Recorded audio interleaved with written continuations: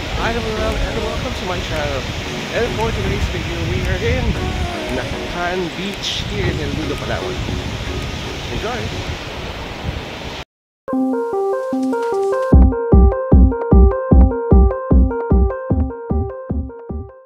Day 2 na nga ng ating El Nido, Palawan trip with the whole family.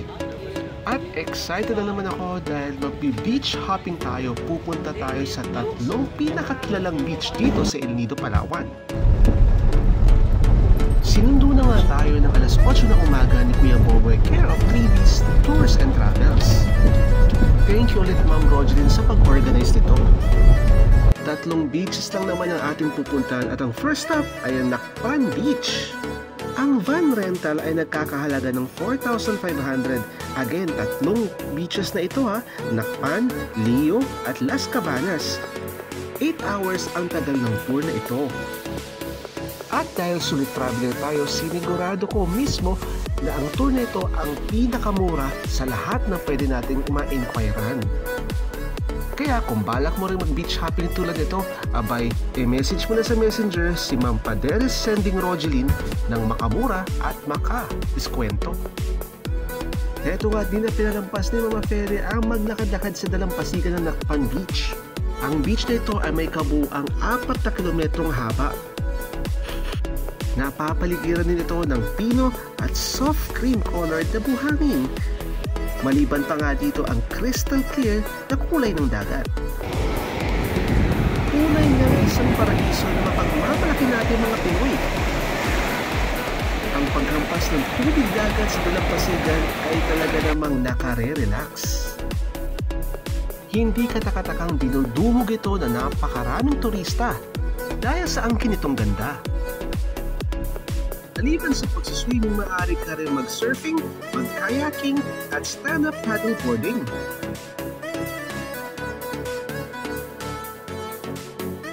Hindi lang yan, maaari ka pa mag-snorkeling para mas ma-appreciate mo ang ganda ng lugar ito mula sa ilalim. Napakarami din mga local restaurants dito na nag-o-offer ng iba't ibang cuisines na talaga namang ma-e-enjoy ng bawat turista.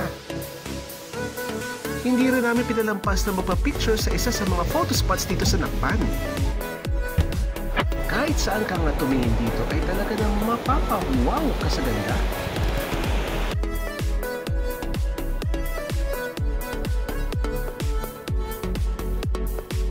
Kung nakakaluwag-luwag ka at may budget ka naman, itry mo mag-Anchor Beach Club and Boutique Resort.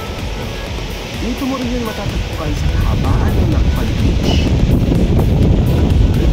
Kahalagang 1,000 pesos per person, abay meron ka ng pa-buffet at unlimited access sa kanilang mga amenities.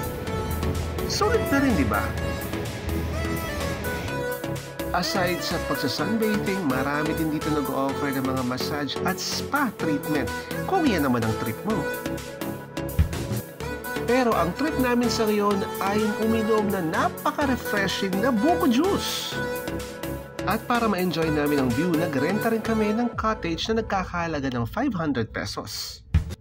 Inabot na nga kami ng tanghali dito kaya naman nag-lunch by the beach na kami.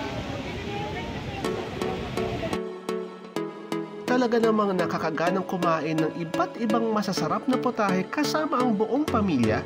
Bonus pa nga dito ang napakagandang kapaligiran at sariwang simoy ng hangin.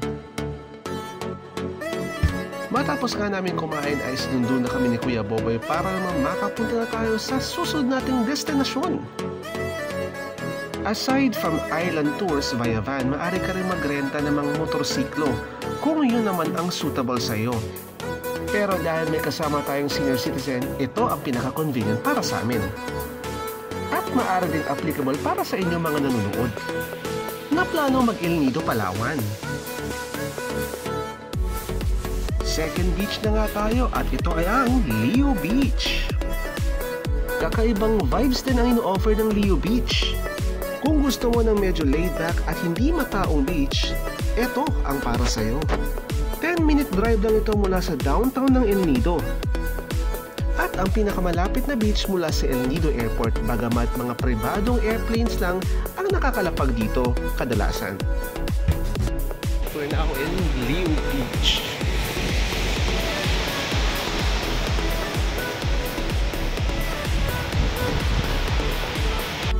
Sisimulan na nga natin explore ang beach na ito.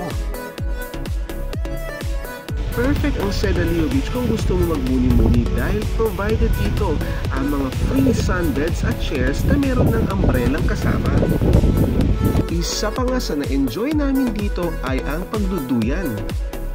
Mula sa mga pamangkin ko hanggang kay mama. Talaga namang enjoy na enjoy sa pagduduyan. At syempre, pati na rin ako. Obvious bang nag-enjoy ako sa pagsiswing kasama si mama? Syempre. Hindi ako nasabi ko papa eh.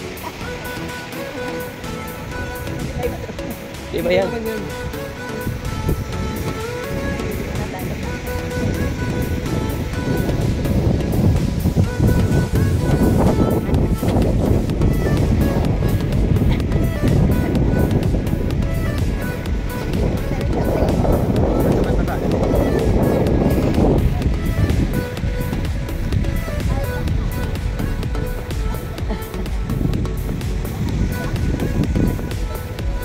Eto at nag-reminis pa si mama ng buhay probinsya.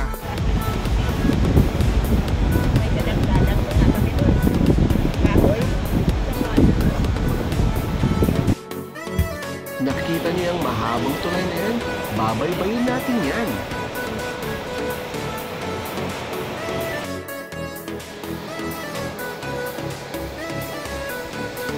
Pero bago ang lahat ng yan, dito muna tayo sa ilalim ng tulay. Isa itong Instagrammable spot kung saan nagpapakuha ng larawan ang mga turista tulad ko. Ito naman ang view mula sa ibabaw ng tulay na ito. Talaga namang makapigil hininga, di ba?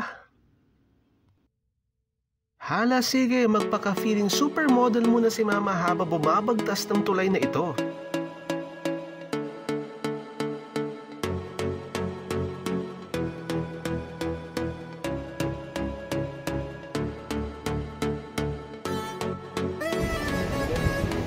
Tulo natin ngayon.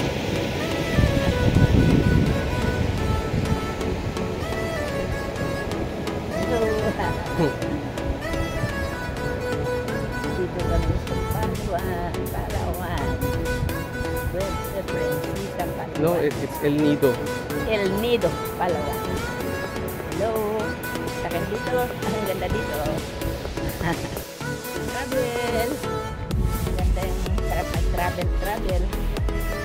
Wala na kami. Dati Singapore. Sa sunod, Hong Kong na. Sarap lang eh.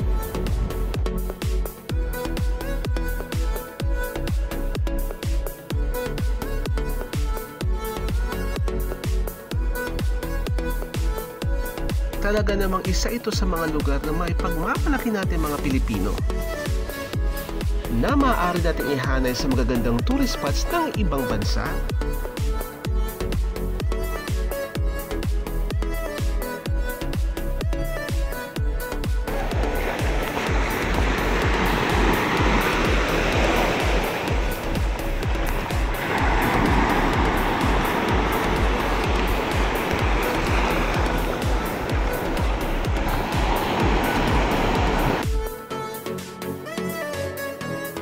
Kung gutumin ka sa paglilibot-libot, abay huwag kang kabahan dahil napakarami mga restaurants sa paligid nito.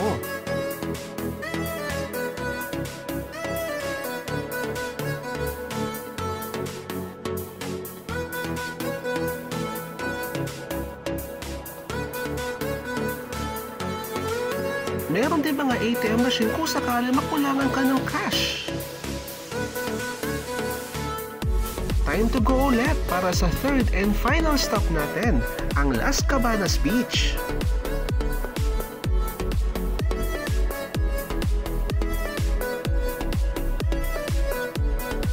Halos kalahating oras ang tagal ng biyahe mula sa Leo Beach papunta sa Las Cabanas Beach. Popular ang Las Cabanas Beach o Maramegmeg Beach sa mga sunset tours nito. Ang Ang Las Cabanas Beach ay kilala rin bilang Vanilla Beach ngayon. Ang Vanilla Beach ay ang kauna-unahan at ang nag-iisang strip mall sa El Nido, Palawan. Matatagpuan dito ang iba't ibang homegrown shops at beloved restaurants papunta sa iconic beachfront ng Vanilla Beach o Las Cabanas.